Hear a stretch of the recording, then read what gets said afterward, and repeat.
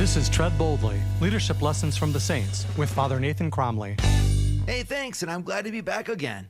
I'd like to give you a leadership lesson from the life of St. Paul. Anyone who takes the time to read his life in the Acts of the Apostles will be surprised to see just how many setbacks he had. Surprised because for most of us, we think the lives of the saints were all success, and that the lives of most of our heroes are all successes. It's hard for us to imagine St. Paul struggling, St. Paul feeling dejected, feeling even defeated. We're used to saints being larger than life and therefore not being like us.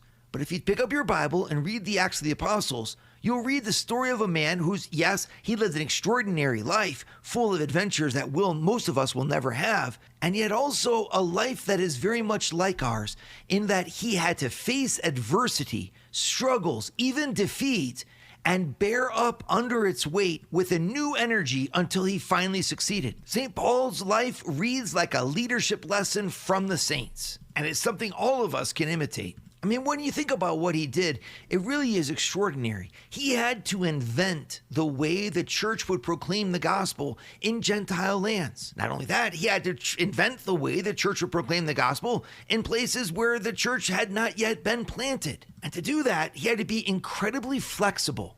This is a question that I think all of us can ask ourselves. Are we willing to bend, to change, to move, or to pivot in order to be successful? If we're honest, most of us struggle with this because most of us have in our mind that the criteria of success is our ability to execute an approved plan. And so we look to God for the plan, we seek to find his will, and then come heck or high water, we put our hand to the plow and we don't look back, we force our way through. Well, there's nothing wrong with that, especially if everything goes according to plan. But when things don't go according to plan, or we lose this or that resource, or we find ourselves facing an obstacle that's simply too big for us, or we have lost the energy to continue on, what do we do then? If success means reaching the final goal, sometimes we have to adjust the plan based upon what we're facing in the given situation we find ourselves in our lives. And this ability to adjust the plan we call pivoting.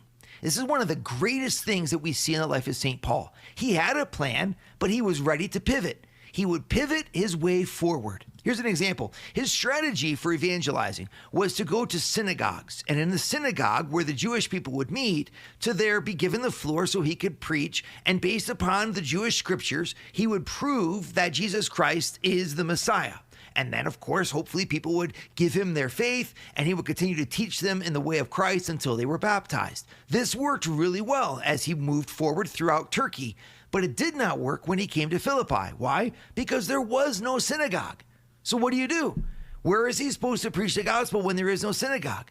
Well, what Paul did is he pivoted. He didn't go to the synagogue. He went down by the riverside. And there he happens to find a group of people who are praying. Even though they're not living as devoutly as they could, he meets them where they're at. And he baptizes the first Christian in Europe, Saint Lydia. Lydia ends up taking him into her home, and he makes the base there from which he founds a church that continues to this day, the church in Philippi, Greece. We see him pivot again when he's in Corinth, and the Jewish people in the synagogue in Corinth refuse him. St. Paul literally goes out and says, that's it. From now on, I'm going to the Gentiles. He changes his plan. Why? Well, it shows us a few of the lessons around pivoting. The first thing is that you've got to have the goal be transcendent. My real goal is to please God, is to please Jesus Christ, is to honor him so that one day I might be with him in heaven. I don't define success in earthly terms.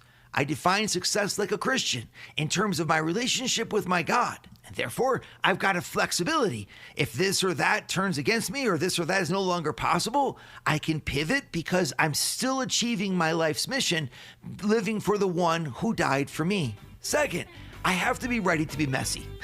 The life of St. Paul is incredibly messy. He gets kicked out of cities, he gets rejected, he gets thrown into prison, he has riots that form around him, people who betray him, enemies who persecute him, and St. Paul was all right with all of that. We need to be all right with it too. Pivoting means I'm okay with being imperfect, I'm just not okay with quitting. In the end, it's a question of love. Love makes us dare great things for Christ, and love allows us to tread boldly in his name.